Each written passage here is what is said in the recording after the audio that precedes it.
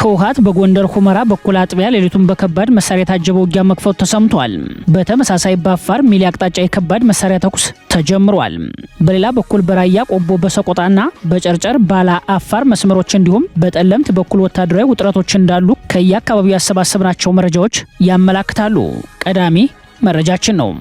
የፋኖ ኃይሎች በሸዋ በከፈቱት ማጥቃት አንዲት ስልታዊ ከተማ ሙሉ በሙሉ ሲቆጣጠሩ በሶስት አቅጣጫ የገባውን ጦር ደግሞ ከበባ ውስጥ አስገብተውታል። ጦሩ ወደፊት ለመግፋትም ሆነ ወደ ኋላ ለመመለስ በማይችልበት ደረጃ ላይ ነው ተብሏል። ሌላኛው የግንባር መረጃችን ነው። የአብይ አህመድ የጦር አጋር ግሩፕ 26 የተባለው የፈጥኖ ድራሽ ኃይሉ የጦር ክፍል እጁን ለወታደራዊ ጦሩ መስጠቱ ተሰምቷል። ዜናው በጀነራል መሐመድ ሐምዳን ዳገሎ ለሚመራው ጦር መርዶ ሆኗል። የአስመራው መንግስት በበኩሉ በብልጽግና ልሳናት በኩል የተቀናጀ መጠነ ሰፊ ዘመቻ ተከፍቶብኛል ሲል አዲስ ክስ አሰምቷል። በአዲስ አበባ የነበሩት የአሜሪካው ጀነራል በሶማሊያ ጉዳይ የሰጡት መረጃ በእጅጉ አነጋጋሪ ሆኗል። ለሰዓቱ የመረጥንላችሁ ቀጠናዊ መረጃዎቻችን ናቸው። ሰላም ጤና ይስጥልን ውድ የጣና ቲቪ ተከታታይ ቤተሰቦቻችን አብራችሁን ስትቆዩ እነዚህና ሌሎች ዝርዝር መረጃዎችን ታደምጣላችሁ። አክብሮታዊ ግብዣችንን በማስቀደም ወደ ሰዓቱ ዜናና መረጃዎቻችን እናመራለን። ህወሓት በጎንደር ሁመራ በኩል ዛሬ ሐምሌ 5 ቀን አጥቢያ ሌሊቱን በከባድ መሳሪያ የታጀበው ውጊያ መክፈቱ ተሰማ።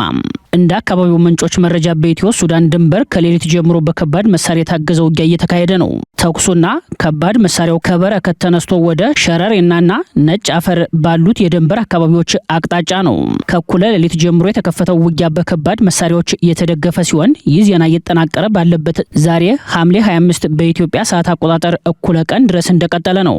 ወታደራዊ ምንጮች እንደሚሉት በህወሓት በኩል አርሚ 15 መካናይዝድ ኃይል ኮር ለውጊያ ድጋፍ አገልግሎት ተሰማርቷል። ከአርሚ 70 በተጨማሪ አርሚ 13 እና የመካናይዝድ አቅም ገነባ የተባለው አርሚ 15 ከሱዳን ወደ ኢትዮጵያ አማራ ክልል በኩል ለማጥቃት የተሰለፈ ኃይል እንደሆነ ወታደራዊ መረጃዎች ያሳያሉ። በተመሳሳይ መረጃ በአፋር ሚሊያ አቅጣጫ በከባድ መሳሪያ የታጀበ ውጊያ መጀመሩ ተሰምቷል። በኢትዮጵያ ሰሜን ምስራቅ አቅጣጫ ዛሬ ማልዳ የተጀመረው የከባድ መሳሪያ ተኩስም ከወልቃይት መስመር ሸረሪናና በረከት የከባድ መሳሪያ ውጊያ ባሻገርም የውጊያ ግንባሩን ለማስፋት ያለመ ሳይሆን አይቀርም ተብሏል።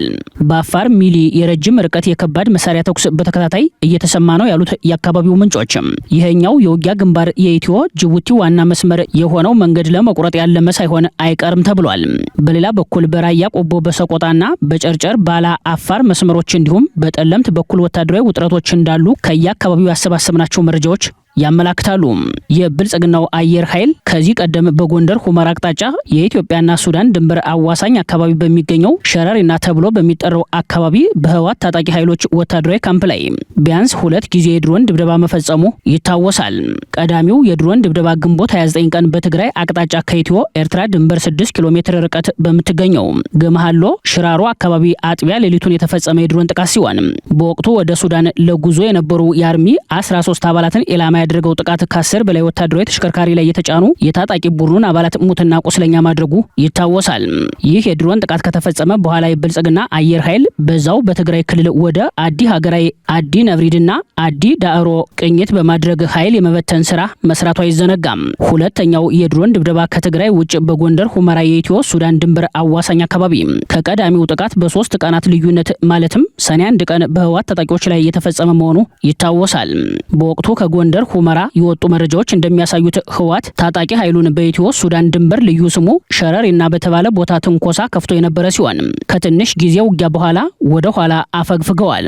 ዛሬ ሐምሌ 25 አጥቢያ ሌሊቱን የጀመረው ውጊያ ግን ከወትሮው ጠንከር ያለ በከባድ መሳሪያ የተደገፈ መሆኑ ነው የታወቀው። መረጃዎች እንደሚያሳዩት በሰሜን ኢትዮጵያ ቀጠናዎች ሁኔታዎች በፍጥነት በመቀየር ላይ ናቸው። የጣና ወታደራዊ ምንጮች እንደሚሉት ውጊያው የተቀሰቀሰበት ቦታ ቀይ መስመር በመሆኑ በውጊያው የደረሰው ዝርዝር የጉዳት መጠን መረጃውን ማግኘት አዳጋች ነው። ውጊያው በርትቶ በብዙ አቅጣጫዎች የሚገፋ ከሆነ ህወሓት ወደዚህ ጦርነት የገባው በአሜሪካ መንግስት በከፍተኛ አመራሮቹና ቤተሰቦቻቸው ላይ የቪዛ እገዳ በጣለ ማግስት ነው። አንዳንድ የፖለቲካ ታዛቢዎች እንደሚሉት ጦርነቱ ቀጠናዊ ሊሆን የሚችልበት እድል ሰፊ ነው። ከዚሁ ጋር ተያይዞ የቀድሞው የትግራይ ክልል ፕሬዝዳንት የነበሩት አቶ ገብሩ አስራት በቅርቡ ለሪፖርተር በሰጡት ማብራሪያ ህወሓት በጎንደር ቀጠናዎች ከሁመራ እስከ መተማ ድረስ ውጊያ የመክፈት ዝግጅት እንዳለው መግለጻቸው ይታወሳል። ፖለቲከኛው የጦር ሜዳ ግንባሮችን ጭምር በጠቆሙበት ማብራሪያቸው አዲሱ ስትራቴጂ ሲሉ የጠሩት ከሁመራ እስከ መተማ ባለው የኢትዮጵያ ድንበር በኩል ህወሓት ከሱዳን የአልቡራን ጦር ጋር ግንባር በመፍጠር ውጊያ ሊከፍት እንደሚችል አመላክተው ነበር። አጠናክረው በሱዳን በኩልም ወደ ሑመራ ለመግባትም ፍላጎት ያላቸው ይመስላሉ። እኔ እስከማየው ያን ኃይል ማጠናከር መተማ አካባቢ የሱዳን አካባቢ ድንበሮች በዚህም ኃይላቸው አጠናክረው የሱዳን የአልቡርሃን መንግስትም እንዲሁ ዋናው የጦርነቱ ሰንተር ያደረገው ማዕከል ያደረገው በዚህ ከመተማ ደባዚን እስከ ሑመራ ባለው ወሰን ስለሆነ በዚህም ሌላ ግንባር ነው። ስለዚህ አንድ ግንባር አይኖርም። ሁለቱ የታወቁ ሶስት የታወቁ ግንባሮች ግን አንዱ ይሄ ሱዳን ግንባር ነው። ሌላው ይሄ ቆቦ ግንባር ነው። ብዙ ኃይል ቆቦ እስከ መቀሌ ያለው ግንባር ነው። ሌላውም በዚህ በሰሜን ምዕራብ ሽሬ አካባቢም እንዲሁ ትልቅ ኃይል አለ። ስለዚህ ጦርነቱ ለማሸነፍ የራሳቸው የውጊያ ስልትም ይኖራቸዋል። እኒህ ፖለቲከኛ አስቀድመው በሰጡት መረጃ መሰረት ህወሓት በአሁኑ ሰዓት በአመዛኙ በአማራ ታሪካዊ ርስቶች ላይ በከባድ መሳሪያ የታጀበ ውጊያ ከፍቷል። ጦርነቱ በይፋ ተጀምሮ የግዳጅ ስምሪት ካልተሰጠ የህወሓት ጦር በወታደራዊ ኩብለላና ክህደት ሊፈርስ እንደሚችል ሰሞነኛ ወታደራዊ ግምገማ የነበረው ህወሓትም የጦርነቱ መጀመር የሰራዊቱን መክዳት የግምገማ ሪፖርት መቅረቡ ተሰምቷል። ሪፖርቱ የቀረበው በአርሚ አዛዦች በኩል መሆኑ ተጠቁሟል። ህወሓት ምዕራብ ግንባር ሲል በሚጠራው በሽሬ ቀጠና እንዲሁም በተለያዩ የትግራይ አካባቢዎች ከሚገኙ አርሚዎች መካከል አርሚ 17ን ጨምሮ አርሚ 50፣ አርሚ 42፣ አርሚ 24፣ አርሚ 11 በያዝነው ሐምሌ ወር ውስጥ ከ187 ወታደሮች በላይ መኮብለላቸውን የሚጠቁሙት ምንጮች ህወሓት ጦርነቱን መጀመሩ የክረምቱን እድል ከመሞከር ባሻገር ታጣቂ ኃይሉን ገድቦ ለመያዝ ይጠቀምበታል ነው ያሉት። ሰራዊቱ በፍጥነት ወደ ግዳጅ ገብቶ ይፋዊ ጦርነት ካልተጀመረ ሰራዊቱ እየከዳ ያልቃል የሚል ግምገማ ያላቸው የአርሚ አዛዦች ጦርነቱ ይህን ክረምት እንዳያልፍ በፍጥነት እንዲጀመር ሲወተውቱ መቆየታቸውን በተከታታይ መዘገባችን ይታወሳል። እንደ ብርጋዴር ጀነራል ምግባ ኃይል ያሉ የግንባር አዛዦች ደግሞ አንገታችን ገመድ ገብቷል፣ ገመዱን በጥሰን መጣል አለያም በገመዱ መታነቅ ነው የሚል የጦርነት ቅስቀሳ ሲያደርጉ መሰንበታቸው አይዘነጋም። የፋኖ ኃይሎች በሸዋ በከፈቱት ማጥቃት አንዲት ስልታዊ ከተማ ሙሉ በሙሉ ተቆጣጥረዋል። በሶስት አቅጣጫ የገባውን ጦር ደግሞ ከበባ ውስጥ አስገብተውታል። ጦሩ ወደፊት ለመግፋትም ሆነ ወደ ኋላ ለመመለስ በማይችልበት ደረጃ ላይ ነው ተብሏል። በሸዋ በፋኖ ኃይሎችና ባገዛዙ ጦር መካከል ከባድ ውጊያ እየተካሄደ ነው። ያገዛዙ ኃይል ወደ ይፋት አውራጃ ቀወት እንቅስቃሴ ማድረጉን ተከትሎ በፋኖ ኃይሎች ከበባ ውስጥ ገብቷል። ጦሩ ከባሽ ተነስቶ ወደ ይፋት አቅጣጫ በሶስት መስመር ለመግባት ያደረገው ሙከራ በፋኖ ኃይሎች መልሶ ማጥቃት ከሽፏል ነው የተባለው። በአካባቢው ለሰዓታት በዘለቀው በዚህ አውደ ውጊያ ያገዛዙ የልዩ ዘመቻዎች ኮማንዶ አባላት ከባድ የተባለ ሰብአዊ ኪሳራ እንዳስተናገዱ ነው የተሰማው። እንደ ፋኖ ምንጮች መረጃ ከባሽ በንፋስ አምባ በኩል ወደ ዘከራ ተራራ፣ ከባሽ ቀጥታ ወደ ቀወት መስመርና ከባሽ ወደ ቆሎማያ አቅጣጫ በሶስት አቅጣጫዎች የተንቀሳቀሰው ያገዛዙ ኃይል ወደፊት ለመግፋትም ሆነ ወደ ኋላ ለመመለስ በማይችልበት ደረጃ በፋኖ ኃይሎች ከበባ ውስጥ ገብቷል የተባለው። እንደ ፋኖ ምንጮች መረጃ አባፋብን ሸዋ ጠቅላይ ግዛት አሳምነው እዝ መሐመድ ቢሆነኝ ኮር ደጃዝማች ተሰማ እርገጤና አስቻለው ደሴ ክፍለ ጦር ከበባ ውስጥ የገባው ያገዛዙ ጦር ሁለት ምርጫ አለው። አንደኛው እጅ መስጠት ሲሆን ሁለተኛው ደግሞ በከበባ ውስጥ ሆኖ በውጊያ ማለቅ ነው ብለዋል። እንዲያም ሆኖ አገዛዙ ከበባ ውስጥ የገባውን ጦር ለማዳን ተጨማሪ ኃይል ከሸዋሮቢት ከተማ ሊያንቀሳቅስ እንደሚችል ተገምቷል።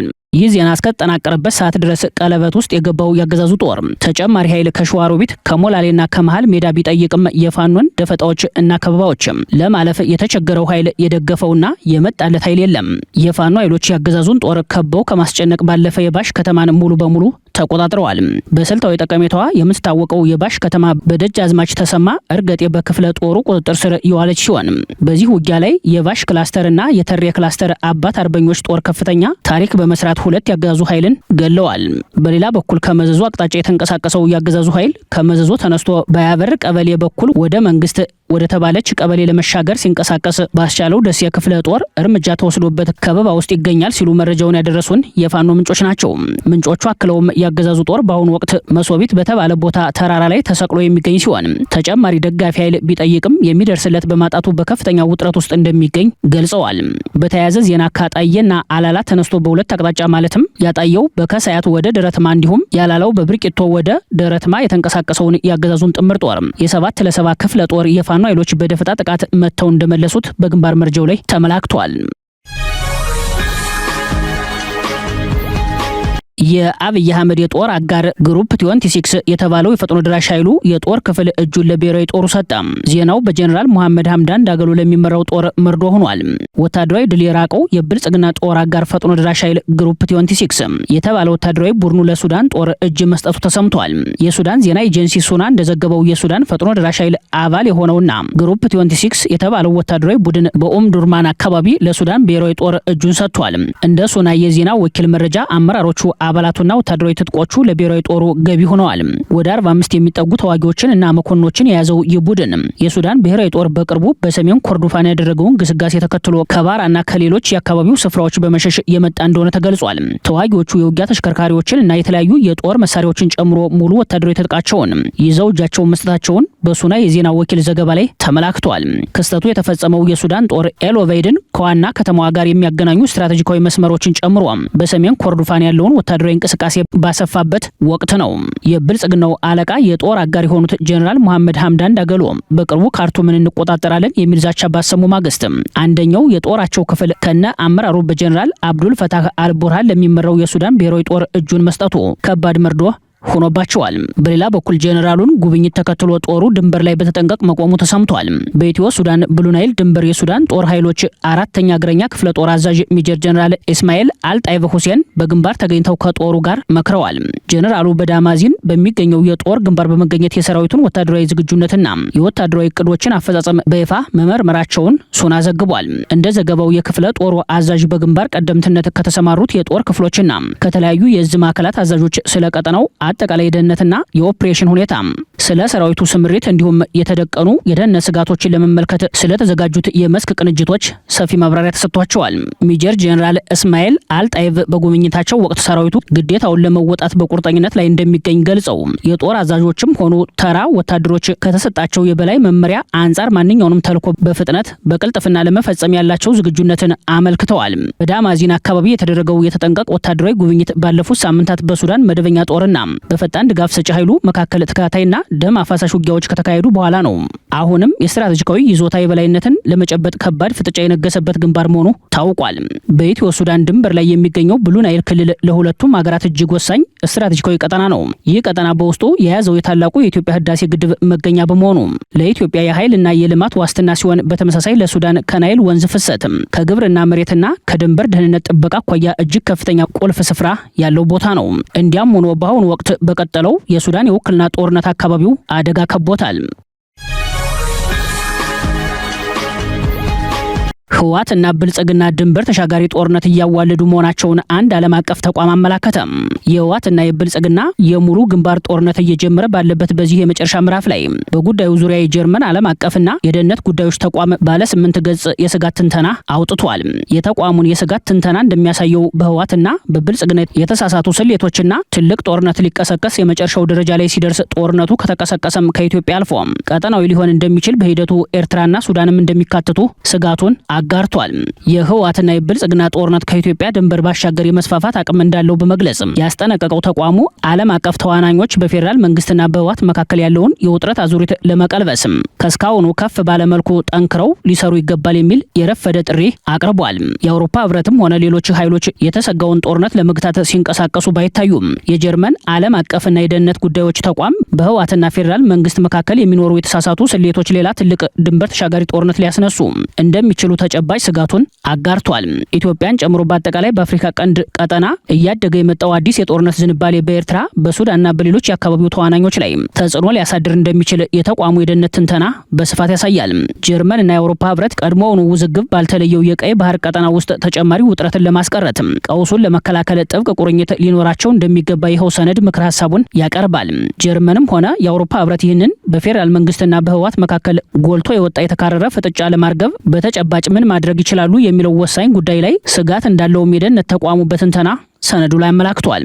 አንዱ ሌላውን ለጦርነት እየተዘጋጀ ነው በሚል መወንጀሉን በጤናማ ባለማየት ወደ ጦርነት እየተደረገ ያለውን ጉዞ ይበልጥ እያፋጠነው መሆኑ በመረጃው ላይ ተያይዞ ቀርቧል። የጀርመን ዓለም አቀፍና የደህንነት ጉዳዮች ተቋም ሁለቱ አካላት እየተጠባበቁ መሆኑን አንዱ ወገን ሌላውን እንደ አጥቂ አድርጎ ለማየት እንደሚጥሩ በመግለጽ አንዱ ሌላውን ለጦርነት እየተዘጋጀ ነው በሚል መወነጃጀላቸው የጦርነቱን መቀስቀስ እያቀረበው መሆኑን ጠቁሟል። ህወሓትም ሆነ ብልጽግና የጦርነቱን ፍጥጫ ሙሉ በሙሉ መቆጣጠር አይችሉም የሚለው መረጃው ወታደራዊ ፍጥጫውንም አትቷል። ጦርነት የማይቀር የሚመስለው ከዚህ ወታደራዊ እንቅስቃሴ አኳያ መሆኑን የጠቆመው ተቋሙ አሜሪካ በህወሓት መሪዎች ላይ የጉዞ ገደቦችን መጣሏ፣ የአውሮፓ ህብረት ኮሚሽን ለኢትዮጵያ የበጀት ድጋፍ ለማስቀጠል ያሳለፈው ውሳኔ፣ የአውሮፓ ህብረት ልዑክ በኢትዮጵያ ህወሓት ለሚወስዳቸው እርምጃዎች የአንድ ወገን ነቀፋ መሰንዘሩ ውጥረቱን ለማርገብ እንቅፋት እንዳይሆን ያሰጋኛል ብሏል። ራሱን ያገው ሸንጎ ብሎ የሚጠራው ታጣቂ ቡድን በአማራ ክልል ታዳጊዎችን ሳይቀር ኢላማ ያደረገ ግዳጅ ወታደራዊ ምልመላ በማካሄድ ላይ ነው ተባለ። በአማራ ክልል በወሎ ቤተ አማራ ዋግ ኽምራ ዞን ስር በሚገኙ ወረዳዎች ውስጥ በኃይል የሚንቀሳቀሰው አገው ሸንጎ የተሰኘው የታጣቂ ኃይል እድሜያቸው ለውትድርና አገልግሎት ያልደረሱ በርካታ ህጻናትን ጨምሮ ከባድ የግዳጅ ወታደራዊ ምልመላ እያካሄደ እንደሚገኝ ዓለም አቀፉ ሚዲያ ዶይቼ ቬለ ዘገባ አመላክቷል። ታጣቂ ቡድኑ ከሚያዝያ ወር 2018 ዓ.ም አጋማሽ ጀምሮ አበርገሌና ጻግብጂ ወረዳዎችን በኃይል የተቆጣጠረ ሲሆን በአሁኑ ወቅት በአካባቢው ላይ የከፈተው የግዳጅ ውትድርና ዘመቻ እድሜያቸው ከ14 እስከ 18 የሆኑ ህጻናትን፣ ወጣቶችን እንዲሁም እድሜያቸው ከ50 እና 60 ዓመት በላይ የሆኑ አዛውንት ሳይቀር ያካተተ ነው። ለቤተሰቦቻቸው ደህንነት ሲባል ስማቸው እንዳይጠቀስ የፈለጉ የጻግብጂ ነዋሪ እንደተናገሩት ታጣቂዎቹ በአካባቢው ላይ ወንድ የሆነን በሙሉ አስገድደው ለጦርነት አዘጋጅተውታል። በተመሳሳይ የአበርገሌ ወረዳ ነዋሪ የሆኑት አቶ ተመስገን ገብሩ እንደገለጹት ይህ ራሱን አገው ሸንጎ በሚል የሚጠራው ታጣቂ ቡድን ከግዳጅ ውትድርና ምልመላ በተጨማሪ በማህበረሰቡ ላይ ከባድ የንብረት ነጠቃ እያካሄደ ይገኛል። ታጣቂዎቹ ለአጠቃላይ የሰራዊት ስምሪት ማጠናከሪያ በሚል ነዋሪዎችን ፍየል፣ የቤት እንስሳት 1 ኬሻህል አሊያም 4000 የኢትዮጵያ ብር እንዲያወጡ በኃይል እያስገድዱ በመሆኑ ህዝቡ ላስከፊ ስቃይ ተዳርጓል። ወታደራዊ ምልመላውንና የንብረት ዘረፋውን በመሸሽ በርካታ ወጣቶችና የአካባቢው ነዋሪዎች ይዞታቸውን ሙሉ በሙሉ በመልቀቅ ተፈናቅለዋል። በአካባቢው የተጋረጠው አስከፊ ማህበራዊ ቀውስ እየተባባሰ የመጣው አገዛዙ በሚጠቀመው መልከ ብዙ ቀውስ ሲሆን አርሶ አደሩን እያሰቃየ ያለውን የአገው ሸንጎ ታጣቂ ኃይል ተጨማሪ የስቃይ ምንጭ ሆኗል ነው የተባለው። እድሜያቸው ለውትድርና ያልደረሱ ታዳጊዎች በታጣቂዎች በግዳጅ እየመለመለ ያለው ከህወሓት ኃይሎች በወሰደው ተሞክሮ እንደሆነ ታውቋል። ከአመራር እስከ ሎጂስቲክ፣ ከፕሮፓጋንዳ እስከ ተዋጊ የሰው ኃይል ድረስ ከህወሓት ድጋፍ የሚደረግለት የአገው ሸንጎ ታጣቂ ኃይል ታዳጊዎችን ለአስገዳጅ ወታደራዊ ስልጠና ማፈስ መጀመሩ ህዝቡን ክፉኛ ያስቆጣ ሆኗል። ቡድኑ ከህወሓት ቃል በተገባለት መሰረት ከድል በኋላ የራሱን ክልል ለማቋቋም የካርታ ዝግጅት ማድረጉን ከዚህ ቀደም መዘገባችን ይታወሳል። የአስመራው መንግስት በብልጽግና ልሳናት በኩል የተቀናጀ መጠነ ሰፊ ዘመቻ ተከፍቶብኛል ሲል አዲስ ክስ አሰማም። በሌላ በኩል በአዲስ አበባ የነበሩት የአሜሪካው ጀነራል በሶማሊያ ጉዳይ የሰጡት መረጃ በእጅጉ አነጋጋሪ ሆኗል። የኤርትራ መንግስት የብልጽግና ልሳናት በተቀናጀ መልኩ ዘመቻ እንደከፈቱበት በማስታወቂያ ሚኒስተሩ የማነ ገብረ መስቀል በሰጠው ምላሽ ከሷል። የኤርትራ የማስታወቂያ ሚኒስተር የማነ ገብረ መስቀል በይፋዊ የኤክስ ገጻቸው ላይ ባሰፈሩት መልእክት በኢትዮጵያ ዜና አገልግሎት ኢዜአ፣ ኢቢሲ እና ፋና ብሮድካስት ኮርፖሬሽን ጨምሮ ይፋዊ የሆኑ የመንግስት ልሳናት በዚህ ሳምንት በሀገር ውስጥ ስርጭታቸው በኤርትራ ላይ በየዕለቱ የሐሰትና ስሜት ቀስቃሽ ዘመቻ ከፍተዋል ብሏል። ሚኒስትሩ አያይዘውም የብልጽግና የፕሮፓጋንዳ ልሳናት የሆኑ እነዚህ ሚዲያዎች የኤርትራ ሉዓላዊነትና በከፍተኛ መስዋዕትነት የተገኘውን የሀገሪቱን ነጻነት ማጣጣል ከተቻለ በድርድር ካልሆነም በኃይል የባህር በር እናገኛለን በሚል በተደጋጋሚ የጦርነት ቅስቀሳ ማድረጋቸውን ገልጸው ይህ አደገኛ አካሄድ ለማንኛውም ሉዓላዊ ሀገር የማይፈቀድ ቀይ መስመርና የፖለቲካ የስድብ ድርጊት ነው ሲሉ ክሳቸውን አጠናክረዋል። በአስመራው አፍ ብልጽግና በሚቆጣጠራቸው ይፋዊ የዜና ማሰራጫዎች የዳህላክ ደሴቶችን ጭምር ያካተተ ሰፊ ቀጠናዊ ጦርነት ለመክፈትና ወረራን በኢኮኖሚክስ አመክንዮዎች ለማጽደቅ የተካሄደበትን ርቀት እጅግ አደገኛ ሲሉ ገልጸውታል። የማነ ገብረ መስቀል ክሳቸውን ሲቀጥሉ ብልጽግና ፓርቲ በሀገር ውስጥ ካሉ የፖለቲካ ቀውሶች በተጨማሪ በሰፊው የአፍሪካ ቀንድ ቀጠና ውስጥ ማለቂያ የሌላቸውን ግጭቶች በማምረት ረገድ የተካነ ሲሉ የጦርነት ፖሊሲ ባለቤትነቱን አመላክተዋል። ይህ በእንዲህ እንዳለ በአዲስ አበባ ቆይታ አድርገው ከብልጽግና ከፍተኛ ወታደራዊ አመራሮች ከአብይ አህመድ ጋር የመከሩት አሜሪካዊ ጄኔራል ዳግቪን አንደርሰን በአፍሪካ ቀንድና ሶማሊያ ጉዳይ ሰፋ ያለ ማብራሪያ ሰጥተዋል። ጄኔራሉ የአፍሪካ ቀንድ ካለው ስትራቴጂካዊ አቀማመጥ አኳያ ለአሜሪካ እጅግ አስፈላጊ መሆኑን ገልጸዋል። አሜሪካ ልክ እንደ እስራኤል ሁሉ ለተገንጣይዋ ሶማሌላንድ ሀገራዊ እውቅናን ልትሰጥ ትችላለች በሚለው ጉዳይ ጄኔራሉ ምላሽ ሰጥተዋል። ጄኔራሉ በምላሻቸው አሜሪካ የሶማሊያን ሀገራዊና ግዛታዊ አንድነት ታከብራለች፣ ለሶማሊላንድ ሀገራዊ እውቅናን አትሰጥም ማለታቸው ትኩረት የሳበ ጉዳይ ሆኗል።